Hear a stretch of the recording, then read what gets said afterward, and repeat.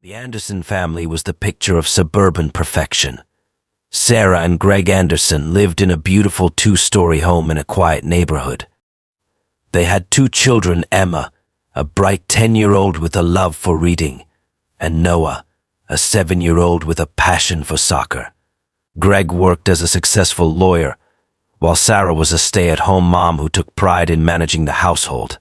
They were known for attending community events, hosting barbecues in their spacious backyard, and keeping a polished image of family bliss. To anyone who observed them from the outside, the Andersons were the ideal family. Sarah's friends described her as warm, loving, and deeply involved in her children's lives. She volunteered at their school, took them to extracurricular activities, and always seemed to have a smile on her face. Greg, though often away on business trips, would return home with gifts and stories of his work, and always seemed like a doting husband. Their life was one that many people envied, an image of happiness and success. But beneath this perfect facade, things were beginning to unravel. Sarah had always been a little anxious, but over the last few months, her behavior had become more erratic. She began withdrawing from her friends and canceling plans with her family. She stopped attending her regular yoga classes and became distant. Her once meticulous home started to show signs of disarray. The walls of the house, once pristine, now had cracks in the paint. She seemed to be preoccupied, often staring off into space, lost in her thoughts.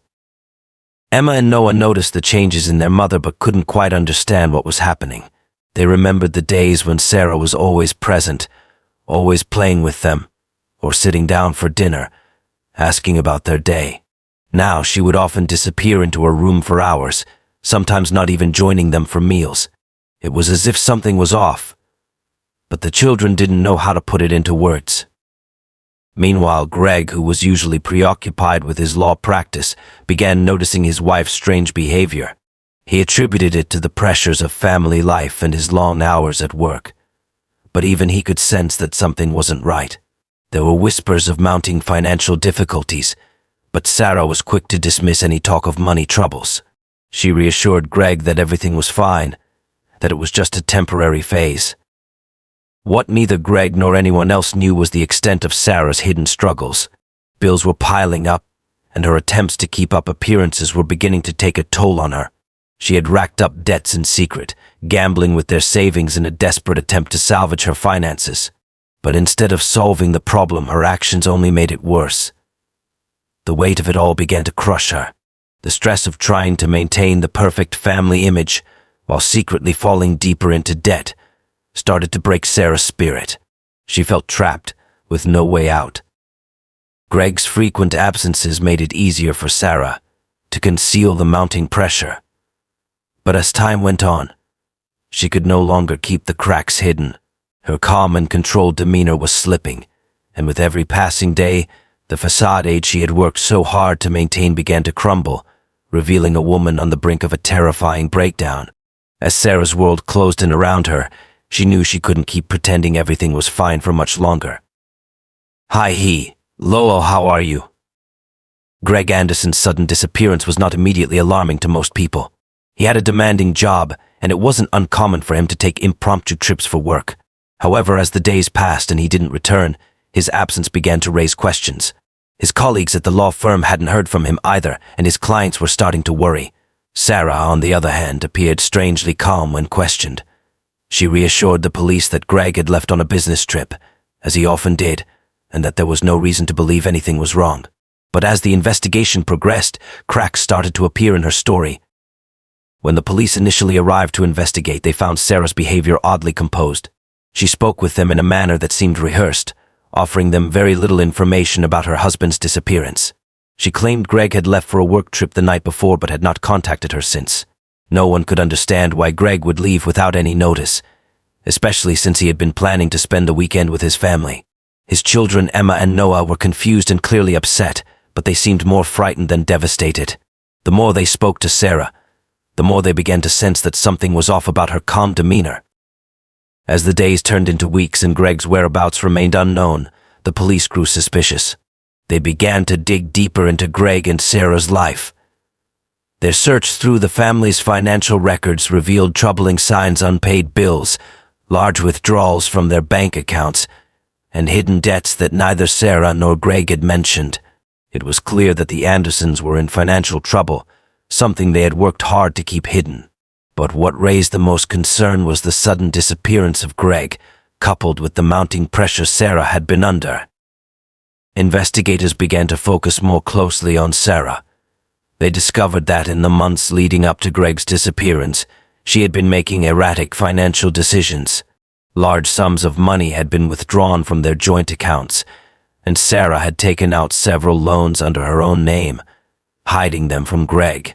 It was clear she had been trying to cover up the financial strain they were under. And now Greg was gone, seemingly without a trace. The authorities started questioning Sarah more rigorously. She insisted that she had no idea where Greg was, and that he had simply disappeared without any explanation. But as the investigation progressed, her story began to fall apart. Sarah's refusal to offer any concrete details about her husband's last days or his plans raised suspicions. Her inability to provide a clear timeline of events made the police more certain that she was hiding something. The children were also questioned, though their testimonies were confusing and inconsistent. Emma, the older of the two, had initially said that she had seen her father the morning he disappeared, but later changed her story. She became increasingly nervous when asked about her father's whereabouts, and Noah, too, seemed frightened but couldn't explain why. Both children were showing signs of distress, but their behavior was more consistent with fear than grief. Sarah's coldness, combined with the inconsistencies in her story, began to paint a troubling picture. It seemed increasingly likely that Greg's disappearance was no accident. As the police continued to investigate, they unearthed more evidence that pointed to foul play. A neighbor reported hearing strange noises coming from the Anderson household the night Greg went missing. Another witness claimed to have seen Sarah and her children in the yard late at night, acting suspiciously. The small pieces of evidence were beginning to add up, and the authorities were starting to wonder if Sarah had played a much darker role in her husband's disappearance than they had initially believed. The case was spiraling into something much more sinister than anyone had anticipated. With every new discovery, Sarah's life began to unravel, and the truth about what had happened to Greg was starting to take shape. But the biggest surprise was yet to come. As the investigation into Greg Anderson's disappearance deepened, the police turned their attention to the Anderson home.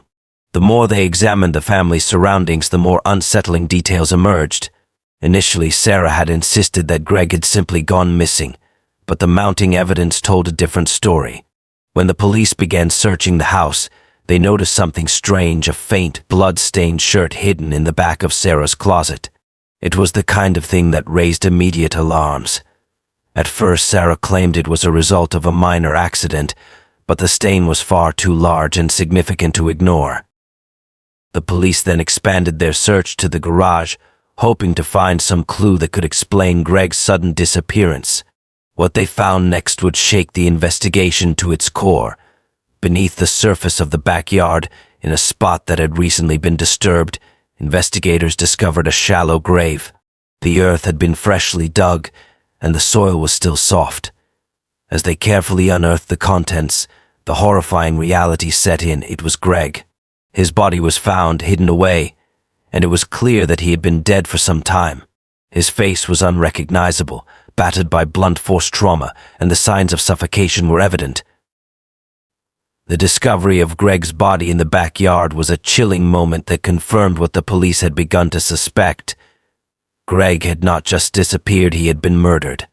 Sarah, who had been so composed when questioned, was now the prime suspect in the investigation. The police quickly placed her under arrest. Despite the mounting evidence against her, Sarah's demeanor remained eerily calm, as though she were detached from the gravity of the situation. She insisted that she was innocent, and that she had no idea how Greg had ended up buried in the yard. But her lack of emotional reaction only deepened the suspicion surrounding her. The detectives then turned to the children, hoping they might offer some insight into the events leading up to their father's death. Emma and Noah were understandably traumatized, but their stories were inconsistent and troubling. Emma, who had initially stated that her father had left on a business trip, began to exhibit signs of confusion. She had mentioned seeing her father on the night he disappeared. But when pressed further, her version of events kept changing. Noah, the younger of the two, seemed less able to articulate what had happened, but there was a clear sense of fear in his eyes. Both children appeared to be in shock, but it was their fear, not grief, that raised concern. Sarah's behavior during this time was perhaps the most telling. As she was arrested and taken into custody, she remained eerily quiet. There were no outbursts, no visible signs of regret or remorse. Instead, she seemed to be calculating, as if she knew exactly how this would unfold. She had carefully crafted a story that might have kept her free, but as the evidence piled up, it was clear that the truth was much darker than anyone had imagined. The investigation quickly revealed that Sarah had been hiding more than just financial troubles. She had been living a double life, and Greg's murder was part of a larger plan she had been concocting for months. Detectives uncovered phone records showing that Sarah had been in contact with individuals who had criminal connections, people who could help her escape if things went wrong. It was becoming clear that Greg's murder wasn't just about money, it was about Sarah's desperate need to free herself from the confines of her life. She had been planning for an escape, and Greg had become an obstacle in her path. What followed was a deep dive into the Andersons' financial records, revealing how Sarah had managed to conceal the mounting debts that had been piling up for months. Unbeknownst to Greg, Sarah had been sinking deeper into financial ruin. She had been using their savings to fund risky investments and secret gambling habits, all in an attempt to keep up appearances. But as her debts grew, so did her desperation. And when Greg, who had been her financial anchor, became aware of their troubles, Sarah saw no way out but murder. The truth about Greg's death was now undeniable. Sarah had planned it all, from the methodical way she had covered up the crime to the coldness with which she had disposed of his body. The perfect family was nothing more than an illusion, and Sarah's carefully constructed life had been built on lies, manipulation, and deceit. The police now had a clear picture of what had happened, but the most shocking revelation was still yet to come. Sarah hadn't just killed her husband, she had also been planning to escape with her children, fleeing the country to start a new life. The investigation was only beginning, and there were still many twists to unfold. As Sarah Anderson sat in the interrogation room, the full scope of her plans began to unravel. While she maintained her innocence, the police were uncovering more and more damning evidence that suggested she had been preparing for this moment for months. It wasn't just Greg's murder that had been meticulously planned, it was everything that followed. She had thought of every detail, including how to escape the consequences of her actions. One of the first clues the authorities discovered was a set of flight tickets booked under a false identity. Sarah had gone to great lengths to arrange for herself and her children to flee the country. The tickets were for a flight to Brazil, scheduled to depart just days after Greg's body had been discovered. She had even gone so far as to arrange for a false passport for herself and her children, intending to start a new life under assumed names. Sarah had been preparing for this escape in secret, using money she had secretly withdrawn from their joint accounts and hidden under various aliases. The police soon realized that Sarah had been planning her departure well before Greg's murder, and his death was simply a part of her calculated escape plan. The deeper the investigation went, the more sinister details emerged. Financial records revealed that Sarah had been slowly liquidating family assets, selling off expensive jewelry, electronics, and even their car, all to fund her escape. She had been hiding this money in various accounts, each one linked to a fake identity she had created. The authorities uncovered encrypted communications between Sarah and individuals overseas who had connections to illegal passport and identity networks. It was clear she had planned to leave behind not only her husband, but the entire life she had built in that small suburban neighborhood. In addition to the financial trails, the police found evidence that Sarah had been in contact with a number of shady figures who could help facilitate her flight. These individuals were known for helping people escape the law, providing forged documents and making travel arrangements for fugitives. Some of these people were linked to organized crime, adding a dangerous layer to Sarah's already unsettling behavior. She wasn't just planning an escape, she was planning it with people who had no regard for the law or morality. As authorities pieced together Sarah's elaborate plan, they also uncovered something more chilling: the extent to which she had manipulated her own children. Emma and Noah, although still young, had been unwittingly swept up in her dangerous scheme. Sarah had convinced them that they were simply going on a vacation, that everything would be fine once they got to Brazil. The children, confused and frightened, had no idea that they were being used as pawns in their mother's twisted game. Emma, especially, had started to pick up on the subtle signs that something wasn't right.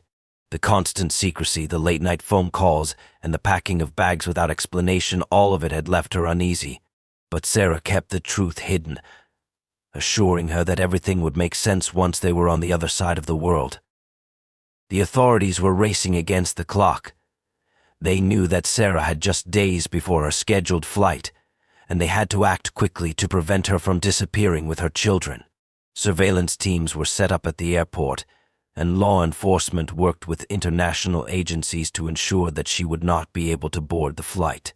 The plan was simple: if Sarah arrived at the airport, she would be arrested before she could set foot on the plane. But there was a sense of urgency. This was a woman who had thought through every detail, and she wasn't going to go down without a fight. In the days leading up to the scheduled flight, Sarah appeared more anxious. She knew the walls were closing in. The police were watching her every move, and though she kept up appearances, it was clear she was beginning to panic. She had grown increasingly erratic, her movements more deliberate as she tried to finalize the last pieces of her escape plan. But she was running out of time, and the authorities were closing in on her at a pace faster than she had anticipated. While Sarah thought she had outsmarted the system, the authorities had already caught wind of her every move. What she didn't know was that the surveillance on her was tight, and every phone call, every withdrawal, every suspicious transaction was being monitored. The plan to capture Sarah had been set in motion weeks before, and now everything was in place for the final act of the chase. Sarah had no idea that her carefully laid out escape route was about to be completely shattered. The day Sarah Anderson planned to flee the country was one of mounting tension for law enforcement. Every detail of her movements was being watched, from the moment she left her house to the second she stepped into the bustling airport. Investigators knew she was desperate, and desperate people could be dangerous. Sarah had managed to elude suspicion for weeks, crafting an image of a grieving wife and mother, but now her carefully woven facade was beginning to unravel. Sarah arrived at the airport with her 2 children, Emma and Noah, both clutching small backpacks filled with their belongings. To any casual observer, they looked like a family heading off on a vacation. Sarah wore sunglasses and a wide-brimmed hat, likely in an attempt to avoid drawing attention. Her children, visibly anxious, stayed close by her side. What they didn't know was that their mother's escape plan was on the verge of collapse. Authorities had anticipated her every move, and undercover officers were already stationed throughout the terminal, waiting for the right moment to intervene. As Sarah approached the check-in counter, she handed over her false passport. The attendant, trained to spot discrepancies, hesitated for just a moment before processing the documents. It was a small pause, but one that Sarah noticed, her heart racing as she tried to maintain her composure. She was waved through and proceeded toward security, unaware that behind the scenes, alarms were quietly being raised.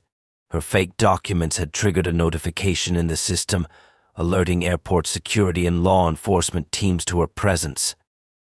Sarah moved through security with practiced ease, having planned for this moment meticulously. She glanced around nervously, but the crowds of travelers offered her a false sense of security. She thought she had succeeded in outsmarting everyone. What she didn't know was that officers were following her every step, waiting for the precise moment to make their move. When Sarah reached the departure gate, she breathed a sigh of relief, thinking she was in the clear. The children sat down beside her, unaware of the tension simmering beneath their mother's calm exterior. She kept checking her watch, counting down the minutes until she could board the plane and leave everything behind. To her, the finish line was in sight. Moments before boarding was announced, a group of plainclothes officers approached the gate. They surrounded Sarah quietly, ensuring there was no opportunity for her to make a scene or attempt an escape. One officer leaned down and whispered to her, identifying himself and instructing her to stand. Sarah froze, her face draining of color as she realized her plan had failed. She glanced at her children, who looked up at her with confused expressions. The officers moved quickly, placing Sarah in handcuffs as they informed her that she was under arrest. Passengers at the gate stared, some whispering among themselves, others pulling out their phones to record the unexpected drama. Sarah's composure shattered. She begged to be allowed to board the plane, claiming it was all a misunderstanding, but her pleas fell on deaf ears. Emma and Noah were taken into the care of child services, their frightened faces etched into the minds of everyone who witnessed the scene. For them, the truth of what their mother had done was still a mystery, one that would haunt them as the details emerged in the weeks that followed. Sarah was escorted out of the airport and placed into a waiting police car. Her flight to freedom had ended before it began. Back at the station, she faced a barrage of charges: first-degree murder, falsifying documents, and the attempted abduction of her own children. The evidence against her was overwhelming, and there was no escaping the inevitable. The story of Sarah Anderson, once seen as a loving mother and devoted wife, became a chilling reminder of how far desperation could drive a person. The perfect family image she had worked so hard to maintain had been shattered, exposing the lies, greed, and ultimately, the horrifying crime she had committed. For the public, her capture seconds before fleeing the country was a moment of justice. For her children, it was the beginning of a painful journey to piece together the truth of what had really happened to their father and their family.